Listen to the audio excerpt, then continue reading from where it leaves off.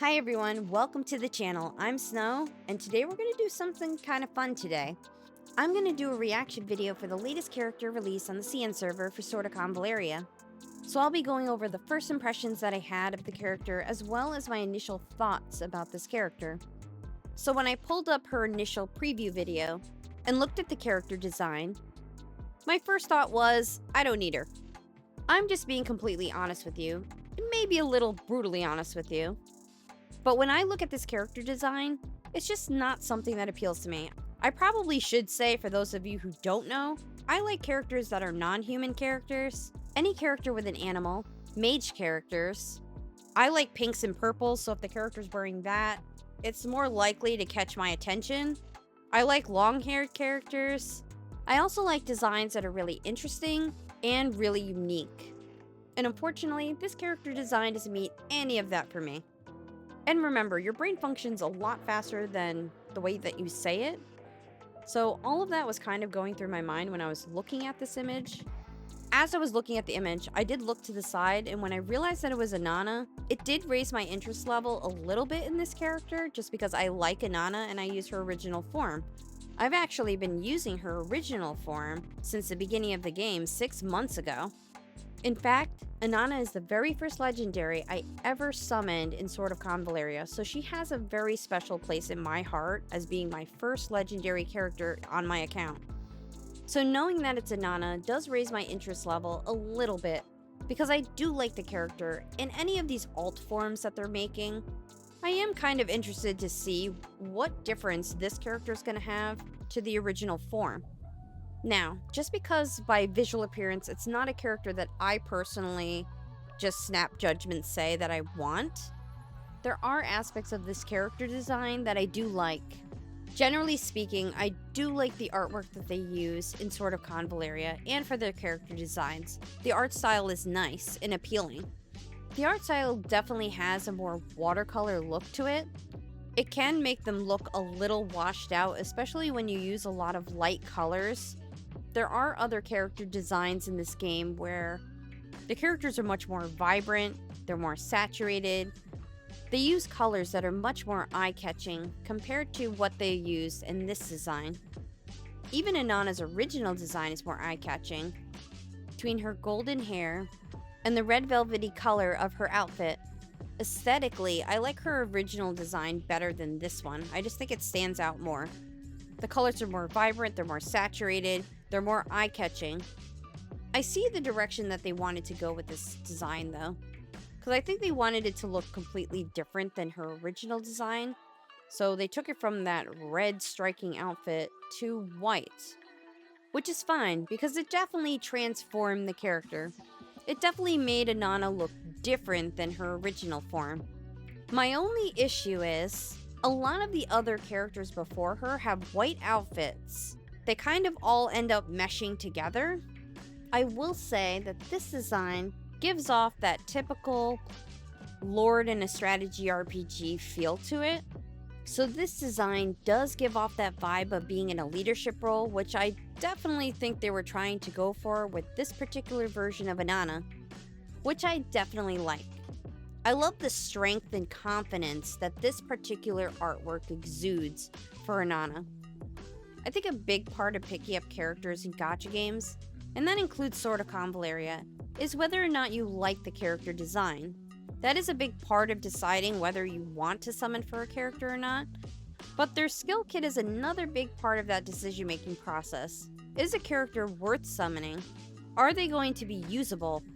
I think given that this is an alt form of a character, they seem to be making all of these characters very useful to use. So I think in terms of usefulness, it goes without saying, this alt form is undoubtedly going to be very useful to use, and probably top tier. Her original form is already top tier and has remained that since the very beginning of the game when the game launched. So I don't see why this alt version wouldn't be as good, if not better, than the original version. So they did put out some information previewing some of her skill kit. So let's go over that. I just want to preface this by saying the translations are very crude.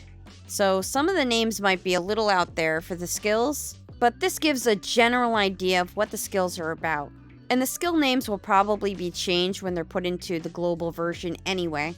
So while Anana's original form is a supportive character in terms of providing healing and damage mitigation and some supportive buffs, her alternate version is similar in some ways. So she still provides support for her team, but she also has excellent combat capabilities. This version of Anana also has a skill mechanic called free will.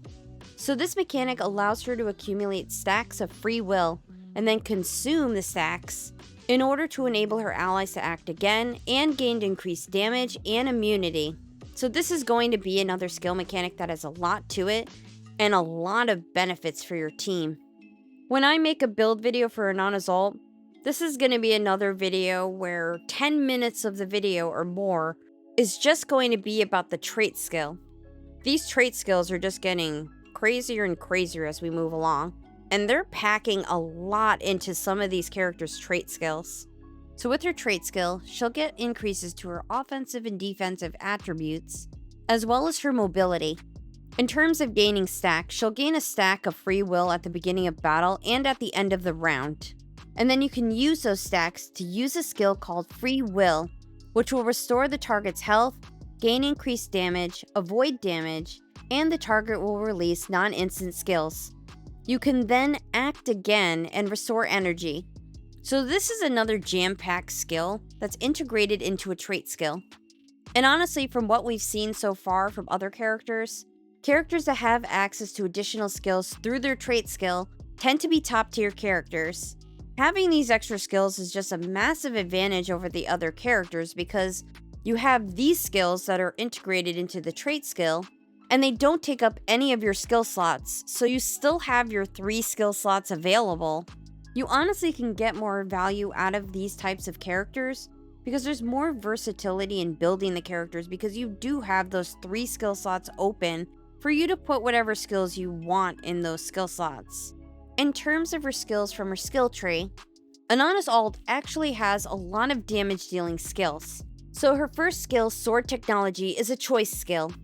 So with her first choice, you can cause magic damage to enemies within range, and the damage will increase if you're hitting a single target. And for her second choice, it will repel enemies within range and cause physical damage, making yourself immune to the damage. These choice skills are really good because it gives you options of what to use. In other words, it gives you more flexibility in battle and with your strategies. Her second skill is called Battle Flag, and this increases the offensive and defensive attributes of Ilia and Sword of Convaleria camp allies. Additionally, when the flag is released, the skill is changed to For This Peaceful World, which can cause magic damage to enemies within range, and the damage will be increased when hitting a single target. So this skill offers a great combination of supportive buffs and damage. Her next skill is called Sword That Protects Convaleria, and this is a passive skill. So when Anana's around allies, her attack and damage avoidance are increased, and when she causes physical damage, some of the enemy's buffs will be converted into debuffs. This passive also increases knockback by 1 additional tile. Of course, her skill tree is going to have a bunch of other skills. This is just a preview of some of her skills. But it seems like they're definitely taking on a different approach than her original form, and it's much more damage oriented. So Anana's ult also has a silhouette skill. These are special skills that they add to all of these alternate forms of the characters. So to unlock the skill, you will have to own the original form of Anana and acquire the Battlefield Experience skill. Additionally, the ult form will have to reach 3 stars. So the silhouette skill for Anana's ult is called a Battle Hardened Fighter. This is a reaction skill that when surrounding characters release a non-instant active skill, they will gain Battlefield Experience. When reaching the specified level, they will gain an Aura attack command, and after releasing a non-active skill, they will gain free will.